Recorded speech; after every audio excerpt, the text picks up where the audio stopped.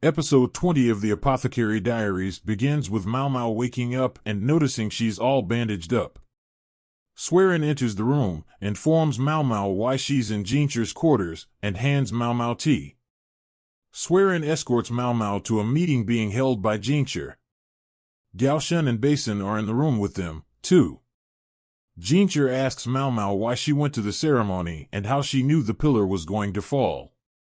Mau Mau says someone planned to harm a noble at the event and details how previous cases tie directly to the one that just occurred. Then, she discusses the ceremonial items theft debacle with Jincher and a metalsmith's possible connections to it all. Mau Mau feels the metalsmith wasn't aware of the commissioner's true intent and was only fulfilling a request. Additionally, Mau Mau says the person who commissioned the metalsmith knew about the secret technique needed to make the special metal used for the pillars. Jincher and Mau Mau discuss the metalsmith's fate briefly. Then, Mau Mau contemplates why Jincher was at the event and what would have happened if the culprit's plans had been successful.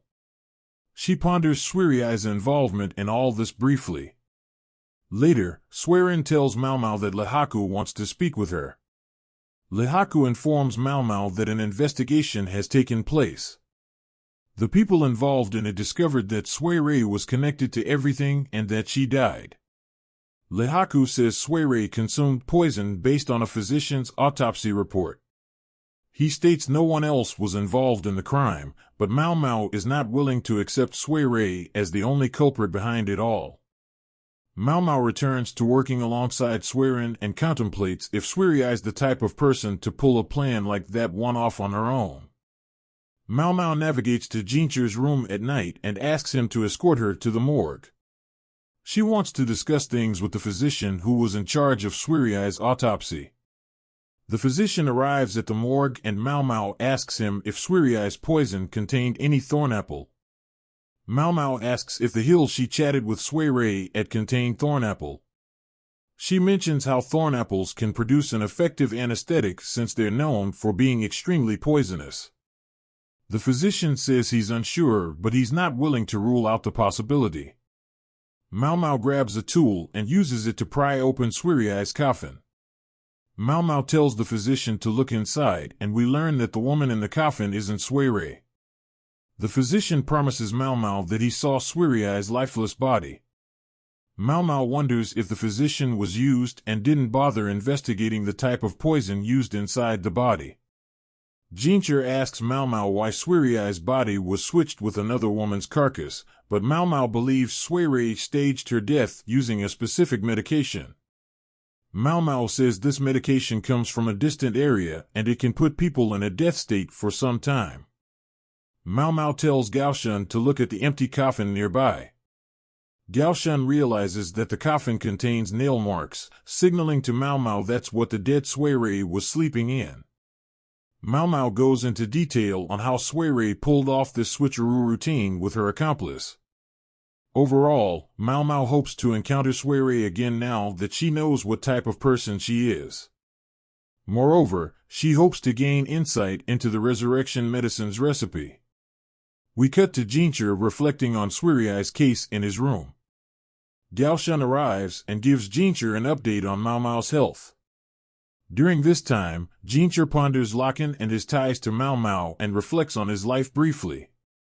Next, Jincher and Gaoshan discuss Gaoshuan's family's happenings and how Gaoshan wants to help his Basin, his youngest son, find a wife. Gaoshan suggests that Jincher should find himself a lover, too. Jincher and Gaoshan visit Luolan. Jincher says although the emperor will be meeting Luolan soon, he may not be interested in Luolan. Jincher states how Luolan is a fashionable concubine, which makes her an unrecognizable person sometimes. However, due to Luolan's affiliation with a chief vassal who has a tight connection with Empress Dowager, the emperor can't ignore Luolan. While leading, Jincher confirms the emperor is not interested in Li Shu either. Later, Jincher and Gaoshan visit Lady Gyokuyu and learn about her bleeding issues. Jincher leaves and informs Mau Mau to head for the rear palace. Mau Mau's looking forward to attending the rear palace again and thinks Gyokuyu might be pregnant. At the rear palace, Mao Mao completes some food tasting tasks for Gyukuyu but says her return hasn't been as eventful. Additionally, after observing Gyukuyu more, Mao Mao thinks Gyukuyu may not be pregnant. Mao Mao leaves and ponders matters more.